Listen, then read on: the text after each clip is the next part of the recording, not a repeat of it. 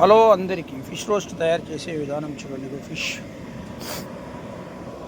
First ముందు ఒక లగన్లో వేసుకోవాలి. లగన్ వేసుకొని క్యారెట్గా కడుక్కొని ముక్కలు ఇక్కడ వేసుకొని అల్లం పేస్ట్, ధనియాల పొడి, గరం మసాలా, పెప్పర్ పౌడర్ వేసి ఎగ్స్ కొట్టి లైట్గా రెడ్ కోటింగ్ కొట్టుకొని కలిపి ఇలా నానేసుకోవాలి. తర్వాత ఇది చికెన్ 65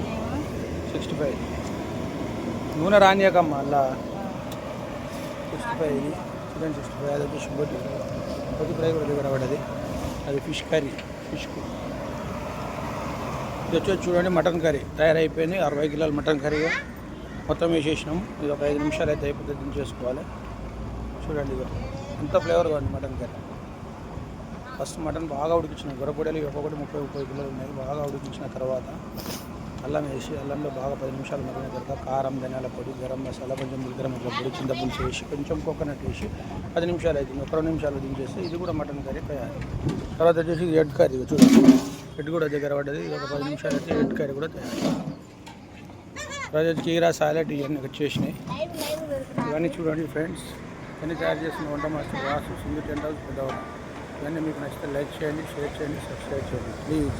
ఫోన్ నెంబర్ 9989161675.